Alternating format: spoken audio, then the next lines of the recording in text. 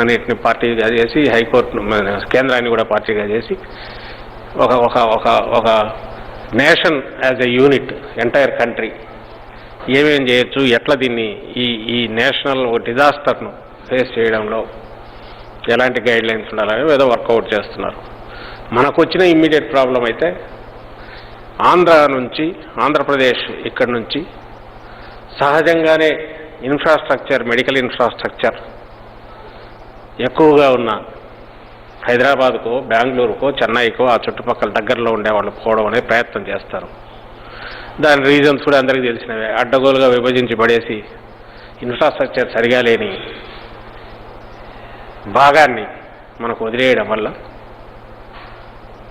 అలాగే 5 ఏళ్ల పాటు తొలి ప్రభుత్వం ఏదైతే పాలించిందో మాకంటే ముందు గత ప్రభుత్వం, తెలుగుదేశం పార్టీ ప్రభుత్వం, వాళ్ళు ఇన్ఫ్రాస్ట్రక్చర్ డెవలప్మెంట్ మీద స్టేట్ వైడ్ అంతగా దృష్టి పెట్టినందువల్ల, ఒకవేళ ఉన్నప్పటికీ ఇప్పుడు వస్తున్న కెలామిటీ ఇది ఊహలకందని లేనందువల్ల ఈ ఇన్ఫ్రాస్ట్రక్చర్ సరిపోకపోవడంతో సహజంగానే ఎక్కడ హాస్పిటల్, పెద్ద హాస్పిటల్ ఉంటే అక్కడికి పోవాలనే ప్రయత్నం జరుగుతుంది. దీన్ని మానవ సంబంధమైన ఇష్యూ, మానవత్వంతో చూడాల్సిన ఇష్యూ ఇది. సహజంగానే అందరూ అలాగే రియాక్ట్ అవుతున్నారు. అందుకే మనకు వేరే స్టేట్స్తో రావట్లా. అటు చెన్నైకి రెగ్యులర్ వెళ్తూనే ఉన్నారు, అలాగే అటు బెంగళూరు వైపు వెళ్తున్నారు మన వాళ్ళు. అండ్ ఇక్కడ హాస్పిటల్స్, డిఫరెంట్ హాస్పిటల్స్ పోతున్నట్టు అక్కడికి పోతున్నారు. ఎక్కడ రాని ప్రాబ్లం ఇప్పుడు ఇక్కడ వస్తుంది. దీనికి సంబంధించి ఇమ్మీడియట్ రాష్ట్ర ప్రభుత్వం, ముఖ్యమంత్రి గారు ఆల్రెడీ చర్చించారు. ఆయన ఆదేశాల ప్రకారము అధికార యంత్రాలు మాట్లాడుతున్నారు, పొలిటికల్ లెవెల్లో మాట్లాడుతున్నారు. రెండవది, వాళ్ళు ఇష్యూ చేసిన గైడ్ లైన్స్ కూడా ప్రాక్టికల్గా నిజంగా మామూలుగా ఆలోచించినా అది ఎట్లా సాధ్యం అర్థం కావట్లా. హాస్పిటల్ ఎవరైనా ఇప్పుడు వస్తున్నది ఈ కోవిడ్, ఈ దశలో వస్తున్న ఈ కోవిడ్ జబ్బు ఏదైతే ఉందో, కరోనా వల్ల వచ్చే వైరస్ వల్ల, ఇది నేరుగా చాలా తక్కువ టైంలోనే ప్రాణాంతకంగా మారుతుందనేది ప్రపంచమంతా తెలిసింది. అంటే గంటల్లోనే మామూలుగా సాధారణంగా ఉన్న మనిషి మృత్యువు దగ్గరికి వెళ్ళిపోతున్నాడు. దీనికి ప్రాంతము లేదు, ఇంకొకటి లేదు. మనిషి stamina or withstanding capacity కూడా సంబంధం లేనంత తీవ్రంగా కొడుతోంది. ఈ సమయంలో హాస్పిటల్ అడ్మిషన్ ఇచ్చి ఈ పేషెంట్ అక్కడికి వెళ్ళేసరికి కూడా ఖాళీ ఉంటుందో లేదో తెలియని పరిస్థితి ఉంది. ఎందుకంటే 10 బెడ్లు ఉంటే 100 మంది దాని మీదకి వచ్చి ఇదే అవుతున్నారు కాబట్టి. ఆ సమయంలో హాస్పిటల్ అడ్మిషన్ ఇచ్చి దాన్ని గవర్నమెంట్ కంట్రోల్ రూమ్కి పంపించి వాళ్ళు అక్కడ అప్రూవ్ చేసి వాళ్ళు ఇచ్చిన పాసు, ఈ అడ్మిషన్ పాస్ తీసుకొని పేషెంట్ బార్డర్ దాటి రావాలంటే అది ప్రాక్టికలీ సాధ్యమా అనేది ఆలోచించాలి ఎవరైనా సరే. అందులో ఇటువైపు జనరల్గా ఉమ్మడి రాష్ట్రం హైదరాబాద్ ఉమ్మడి క్యాపిటల్గా ఉన్నది, ఉండాల్సింది. సరే, ఇప్పటికీ మామూలుగా అయితే మన క్యాపిటల్గా కూడా ఉండాల్సింది 10 ఏళ్ల పాటు, అంటే 24 వరకు. కానీ హడావుడిగా ఆయన చంద్రబాబు నాయుడు గారు ముఠాముళ్ళ సర్దుకొని ఇక్కడికి వచ్చేసి నేను క్యాపిటల్గా డిక్లేర్ చేసుకోవడంతో వీ లాస్ట్ ఆ ఆపర్చునిటీ. పోయినప్పటికీ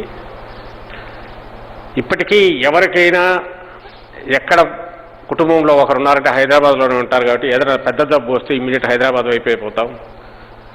ఇన్ఫ్రాస్ట్రక్చర్ కూడా అక్కడే ఉంది కాబట్టి అటే వెళ్ళే అవకాశం ఉంటుంది ఎవరికైనా, ఎక్సెప్ట్ అటు అనంతపురం, ఆ పక్కన చిత్తూరు, నెల్లూరు, ఈ పక్క చెన్నైకు, అటు బెంగళూరుకు పోవడం తప్పితే. అలాంటి సమయంలో ఇది తీసుకోవడం అనేది ఇంకా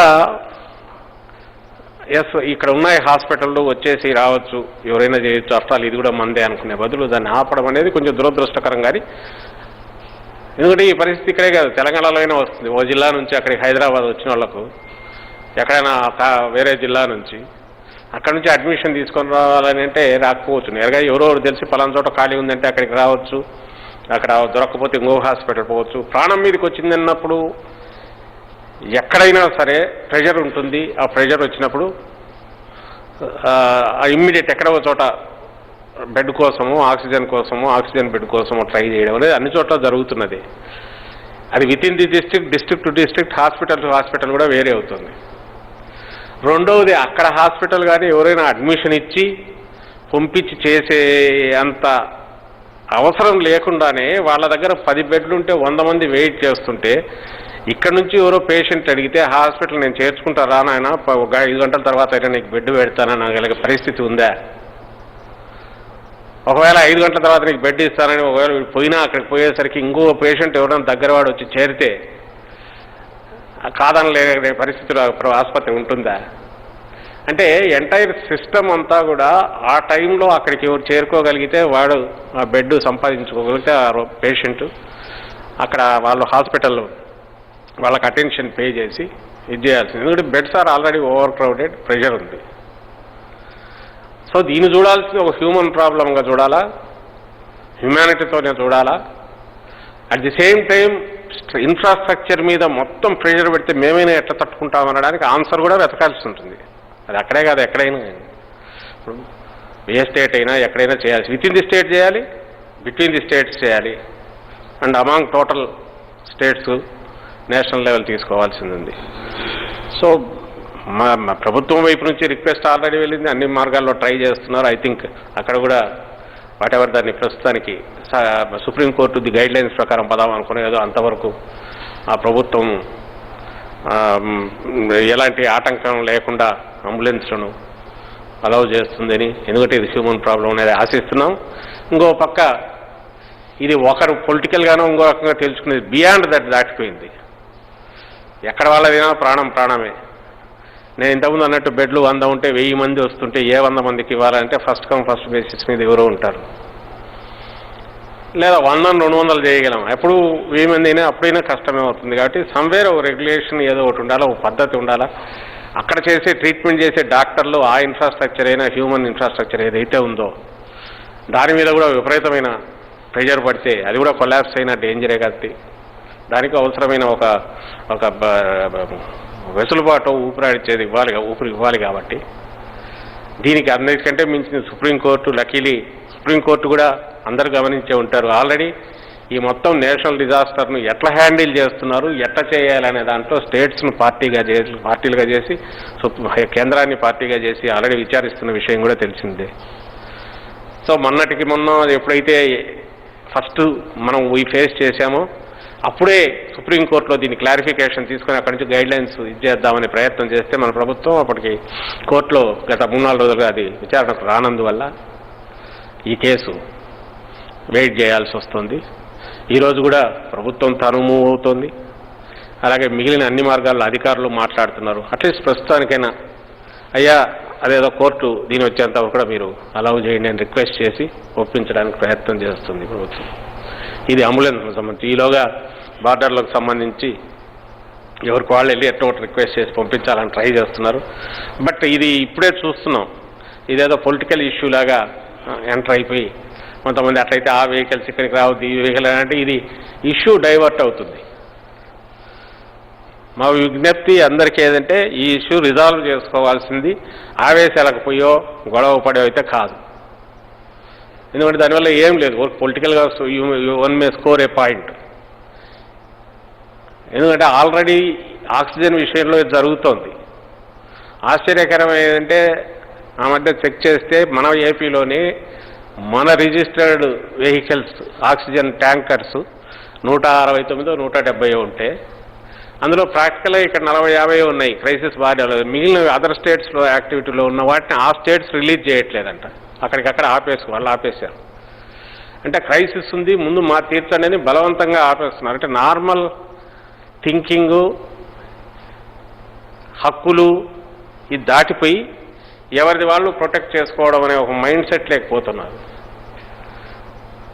అది స్టేట్స్కు సహజంగా ఉండే ఇది కూడా మన ఏరియా వరకు మనం ప్రొటెక్ట్ చేసుకోవాలి. అంటే పీపుల్ అక్కడ ఎలక్టెడ్ గవర్నమెంట్ ఉంది కాబట్టి దాని నుంచే ఎక్స్పెక్ట్ చేస్తారు ప్రొటెక్షన్. అలాగే మెడికల్ ఇన్ఫ్రాస్ట్రక్చర్ను దాన్ని తట్టుకుంటుందా లేదా చూసుకోవడం, దానికి అవసరమైన గైడ్ లైన్స్ కూడా వాళ్ళ రైట్ ఉంటుంది. బట్ ప్రపంచమే ఊహించినంత ప్రాబ్లం ఇది. ఈరోజు ఎంటైర్ వరల్డ్ కూడా దీన్ని యునైటెడ్గా ఇచ్చేయాలి, పేటెంట్సే డీలైసెన్స్ చేయాలని WTOలో చర్చలు జరుగుతున్నాయి. మామూలుగా అవన్నీ రెగ్యులర్గా అయితే అది పేటెంట్ ఉంటే అది ఏదో దానికి ఉన్న శాంక్టిటీ ఎంత అంటే వేరే వాళ్ళు దాన్ని చేయడానికి లేదు. అలాంటిది ఇది ఎంటైర్ హ్యూమన్ రేస్ ఫేస్ చేస్తున్న ప్రాబ్లం కాబట్టి ఎంటైర్ గ్లోబల్ లెవెల్లోనే దీనికి సంబంధించి నార్మల్ రూల్స్ కానీ లాస్ కానీ వీటిని పక్కకు తోసైనా సరే దీన్ని ఫేస్ చేసి ఎదుర్కోవాలని ఎంటైర్ వరల్డ్ యునైట్ అయిన నేపథ్యం ఇది. అలాగే కంట్రీ కూడా ఎంటైర్ కంట్రీ యునైట్ కావాల్సిందండి. ఇక్కడ హక్కులు వీటికంటే కూడా మోర్ భారతదేశం మొత్తం ఒకటి, ఎక్కడ ఉన్నా అందరికీ ఏదైనా ప్రాణమే, వీలైనంత వరకు అందరికీ ఎట్లా అందించాలి, ఉన్న రిసోర్సెస్ను మ్యాక్సిమం ఎట్లా కోఆర్డినేటెడ్గా వాడుకోవాలి, పొదుపుగా వాడుకోవాలి, ఎఫెక్టివ్గా వాడుకోవాలి, ఎట్లా ప్రజలను ఎడ్యుకేట్ చేయాలి, అలాగే అత్యవసరమైతే ఎక్కడ ట్రీట్మెంట్కి అవకాశం ఉన్నా ఎక్కడ అవసరం ఉన్నా అవకాశం ఉన్న చోటలంతా అలౌ చేయాలి. వీటన్నిటికి సంబంధించి కొన్ని గైడ్లైన్స్ ఫామ్ చేయడంలో సంయమనంతో మోర్ స్టేట్స్మెన్ లైక్గా ఇది చేయాల్సిన సమయం ఇది. అంతే తప్ప ఆవేశంగా ఈ వన్ అప్ మ్యాన్షిప్ కోసం ఏదో స్కోర్ చేయడం కోసం నినాదాలు ఇచ్చి లేని ఆవేశాలు పెంచి అదే బార్డర్ డిస్ప్యూట్ లాగా దీన్ని తీసుకుపోవద్దని అందరికీ విజ్ఞప్తి చేస్తున్నాం. మీడియా కూడా అదే దృష్టితో చూడి కోఆపరేట్ చేయాలని కూడా కోరుతున్నాం చేసాను. అలాగే ఇది తెగేంత వరకు ఒక పక్క నడుస్తున్నాయి కాబట్టి మన దగ్గర ఫెసిలిటీస్ ఉన్న వాటిని వాడుకొని వీలైనంత వరకు అన్లెస్ అక్కడ కొంత అవకాశం ఉంది అని తెలియకుండా మామూలుగా అయినా కూడా అక్కడ ఏ హాస్పిటల్లో ఉందో తెలియకుండా నేరుగా వెళ్ళిపోవడం అంటే రిస్క్ కొని తెచ్చుకోవడమే, ప్రాణం మీదకి ఇంకా ప్రాబ్లం తెచ్చుకోవడమే. అది కూడా ఈ బాధితులు ఎవరైనా ఉంటే వాళ్ళు కానీ వాళ్ళ కుటుంబం వాళ్ళు ఆలోచించాలా, అందుకు తగిన ఇదుందలో చూసుకొని పోవాలి తప్ప రష్ కావద్దని, ఇది రిజాల్వ్ అయ్యేంత వరకు కూడా రష్ కావద్దని విజ్ఞప్తి చేస్తున్నాం. ఈ విషయంలో మా పార్టీ పరువు నుంచి వీళ్ళందరూ కూడా హెల్ప్ చేస్తున్నారు. శాసనసభ్యులు అందరూ కూడా బార్డర్స్ అక్కడ ఉన్న చోట మిగిలిన చోట్ల కూడా అవేర్నెస్ పెంచడానికి చూస్తున్నారు. సో దీన్ని కొంత రిజాల్వ్ అయ్యేంత వరకు కూడా హడావుడిగా పోవద్దు అనేది వీళ్ళకి విజ్ఞప్తి చేస్తున్నాం. అలాగే అనవసరంగా ఇష్యూ పెద్దది చేయకుండా కొద్ది రోజులు రిజాల్వ్ అయ్యేంత వరకు కూడా సుప్రీంకోర్టులోనూ అక్కడ కానీ వాళ్ళ గైడ్లైన్స్ ప్రకారం పదం అంతవరకు మోర్ మానవత్వంతో ఆలోచించి ఇలా వచ్చే అంబులెన్స్లను అలౌ చేయాలని కూడా విజ్ఞప్తి చేస్తున్నాం తెలంగాణ ప్రభుత్వానికి. ఇది ఒక పక్క ఇది జరుగుతుండగా ఇంకో పక్క మన స్టేట్కు సంబంధించినంత వరకు హౌ వీఆర్ ఫేసింగ్ ఆర్ దీన్ని ఓవర్కమ్ కావడానికి దీన్ని ఎదుర్కొని నార్మల్ లైఫ్ వీలైనంత తక్కువ అఫెక్ట్ అవుతూ మన జీవన వ్యాసంగాలన్నీ రాష్ట్రంలో సొసైటీలో ఉన్నవి వీలైనంత వరకు తక్కువ అఫెక్ట్ అవుతూ చూస్తూ, అలాగే మన ఎకానమీ కూడా ఎకనామిక్ యాక్టివిటీ కానీ అగ్రికల్చర్ కానీ మిగిలినవి వీలైనంత తక్కువ అఫెక్ట్ అవుతూ, ఎందుకంటే ఆ క్రైసిస్ ఇంకా భయంకరంగా ఉంటుంది కాబట్టి అట్ ది సేమ్ టైం మన ప్రజలను ప్రొటెక్ట్ చేసుకోవడము, ఈ కోవిడ్ని ఎదుర్కోవడము, వ్యాక్సినేషన్, ఆసుపత్రుల ఇన్ఫ్రాస్ట్రక్చర్ పెంచుకోవడము, ఇలాగ మల్టిపుల్ టాస్క్స్ అన్నీ కూడా ఎఫెక్టివ్గా చేయడం కోసం మన ముఖ్యమంత్రి జగన్మోహన్ రెడ్డి గారు ప్రతిరోజు మానిటర్ చేస్తూ అఫీషియల్స్కు దిశానిర్దేశం చేస్తున్నారు. అది అందరూ గమనిస్తూ ఉన్నారు ఏ రోజుకు ఆ రోజు. ఇప్పుడున్న క్రైసిస్లో గత కోవిడ్ ఫస్ట్ ఫేజ్లో ఎట్లయితే ఇంక్లూడింగ్ ఇంటర్నేషనల్ ఏజెన్సీస్ కూడా అప్రిషియేట్ చేశాయో, ఆంధ్రప్రదేశ్ ప్రభుత్వం ముందు చూపుతో ఎప్పుడైతే మనకు సంబంధించిన జీవనోపాధి ఎఫెక్ట్ అవుతున్న టైంలో సబ్సిస్టెన్స్ కిందనో ఎక్కడికెక్కడ వాళ్లకు సహాయంగా, అది కూడా డైరెక్ట్ బ్యాంక్ ట్రాన్స్ఫర్ ద్వారా పేదలకు 2 పూట్ల 4,000 నోట్లు పోవడానికి వీలుగా, రెక్కాడితే కానీ డొక్కాడని వర్గాలు ఏవైతే ఉన్నాయో పేదలు వాళ్లకు సహాయం చేసింది, అప్రిషియేట్ చేసింది కూడా అందరూ గమనించారు.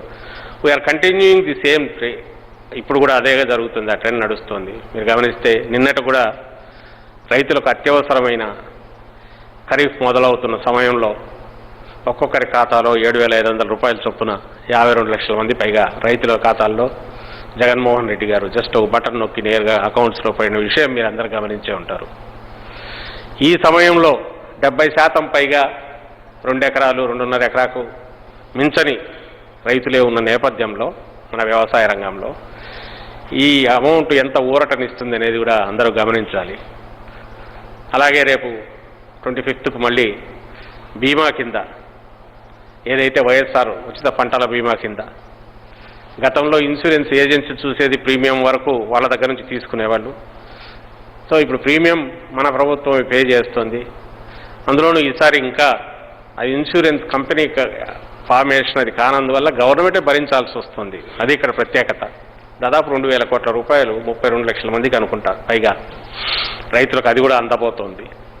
2,000 కోట్ల చిలుకు ఎంత వస్తుందో ఎగ్జాక్ట్ లెక్క తెలియదు. కానీ అంటే నేను ఎందుకు చెప్తున్నానంటే గతంలో ఎప్పుడు కూడా ఇన్సూరెన్స్ వచ్చేది పంట నష్టపోయిన 2 ఏళ్లకో 3 ఏళ్లకో ఎప్పుడు వస్తుందో తెలియదు, ఎప్పుడు డిస్ప్యూట్లతో నడుస్తూ ఆఖరకు అది వచ్చే సమయానికి దాని మీద వడ్డీలే చాలా ఎక్కువ అయిపోయి దానివల్ల ప్రాణాలు తీసుకునేంత దీనికి పోవాల్సిన డెస్పరేషన్ లేకపోతున్న రైతాంగం పోతున్న నేపథ్యంలో మనం వచ్చిన తర్వాత జగన్మోహన్ రెడ్డి గారు వచ్చాక ఏ సమయంలో ఎప్పుడు ఏది అందాలనో ఎంత క్రైసిస్ అయినా సరే సో దట్ వాళ్ళ ప్లాన్ వాళ్ళు చేసుకోవడానికి వీలవుతుంది అనే ఉద్దేశంతో ఇంత సంక్షోభంలో అయినా కూడా అది అటు ఇటు డీవియేట్ కాకుండా